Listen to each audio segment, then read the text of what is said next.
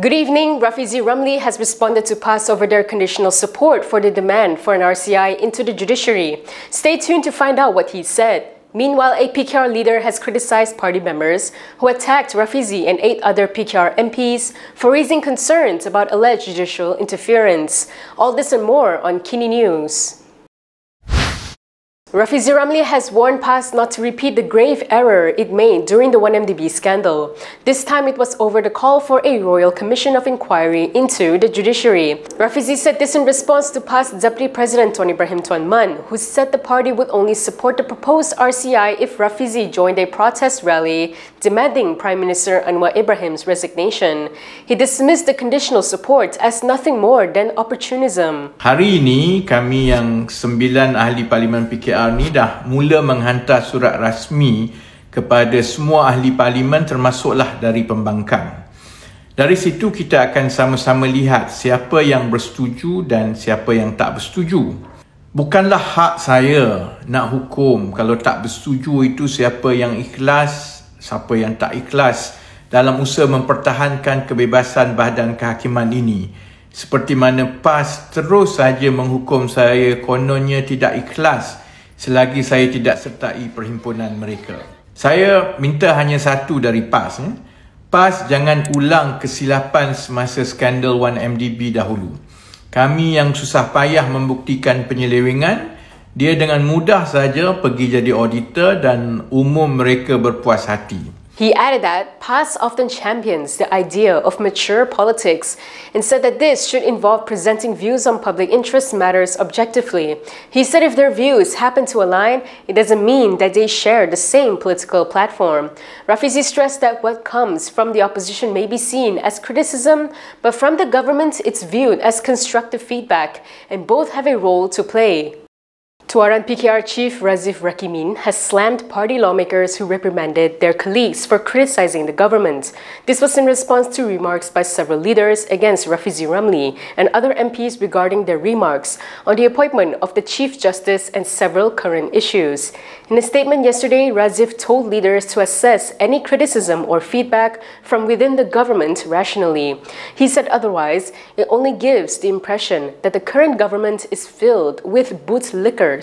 Razif defended the 9 PKR MPs, saying they were stepping up as a check and balance as the opposition was non-functional. He argued that reprimands from government backbenchers should be welcomed openly and explanations should be given on the issues raised. He said he did not see the reprimands as interfering with the government's demands, but rather making the government more sensitive to the views and wishes of the people. Razif added that dismissing criticism risks making the government appear arrogant and disconnected from its founding principles.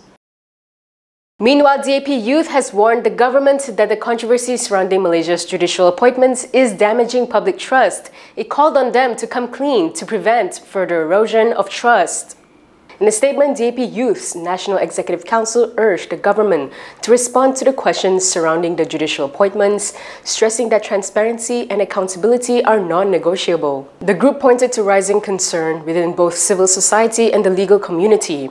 It said the heart of the issue lies in public confusion over whether the candidates for Chief Justice and Court of Appeal President recommended by the Judicial Appointments Commission were accepted or not. It added that while the judicial appointment process is extensive and multi-layered, the lack of clarity surrounding both the tenure extensions of former top judges and the appointment of new ones has led to growing public doubt.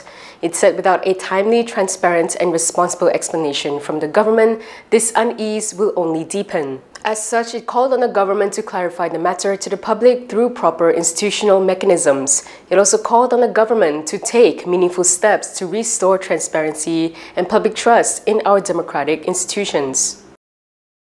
Sungai Buloh PAS Division Chief Zaharudin Muhammad has successfully delivered a letter of demand to Human Resources Minister Stephen Sim. In a post on Facebook, Zaharudin said he handed a legal notice yesterday to Sim's Special Officer, Rosli Yusof. This follows a failed attempt last week when the Bukit Mertajam MP's office was closed due to a family loss. In his post, Zaharudin said the issue is over 2 defamatory claims, insulting the armed forces and racism. He added that the letter was handed over on July 8, 2020. 2025, and SIM has been given 7 days to apologize or face legal action. Zaharudin said he hoped the legal process would lead to the discovery of the truth and serve as a lesson. He also thanked SIM's special officer for accepting the LOD on the minister's behalf. Previously, Malaysia Kini reported that Zaharudin, who is also the son-in-law of past President Abdul Hadi Awang, is pursuing legal action against SIM for allegedly defaming him. The legal notice is believed to be linked to SIM's remarks following a controversial social media post by Zaharudin. The post included a photo described as an illustrative image of Senior Armed Forces Officer Johnny Lim Ng Seng receiving his Lieutenant General insignia. Prime Minister Anwar Ibrahim said the government will continue negotiations with the United States over the tariffs. This comes following the announcement by the US that it will impose a 25% tariff on all Malaysian products exported to the US effective August 1st this year, separate from all sector-specific tariffs. According to Bernama, Anwar said that during the negotiations, Malaysia will present its arguments to the US before the tariff rate is finalized in August. He said they had sent teams to negotiate and explain the position that ours is a trading nation and therefore it would impact the economy of this country and that of the region negatively. He told reporters after officiating the 58th ASEAN Foreign Ministers meeting in KL today that Malaysia must maintain its relationship with the US but will also defend its position that it is a trading nation and will request that the tariff rate be reconsidered. Anwar also said he will raise the issue directly with US Secretary of State Marco Rubio during a meeting tomorrow. Rubio is in Malaysia this week for a series of regional and bilateral meetings. The US had announced the 25% tariff rate yesterday. This figure is 1 percentage point higher than the tariff previously announced in April.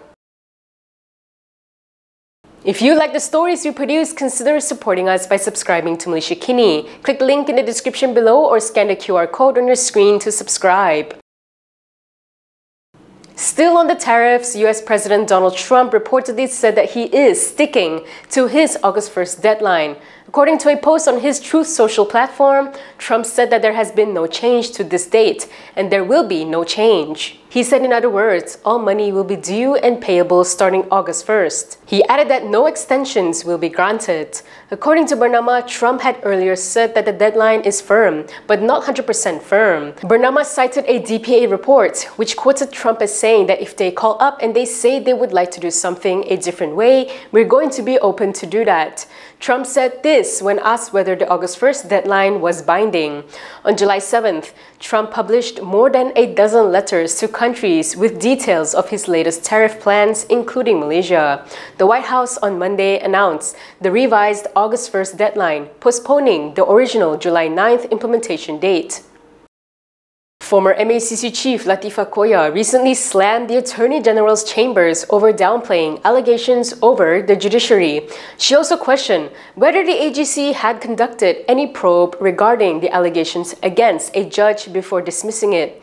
We asked our viewers their thoughts on the matter. Let's take a look at the results. A majority of the voters at 75% said that the AGC should support a thorough investigation for the sake of transparency.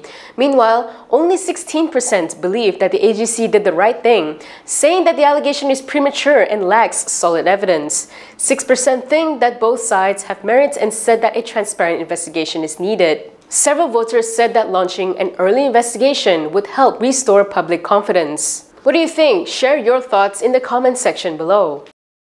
Next, let's take a look at some of the other headlines from today.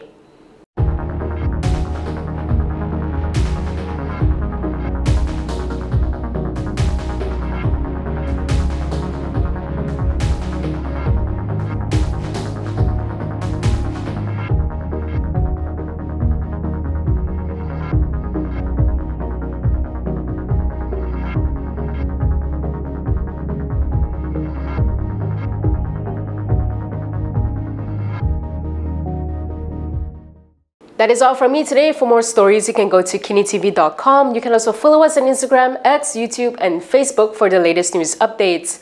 I'm Camelia. Thanks for watching.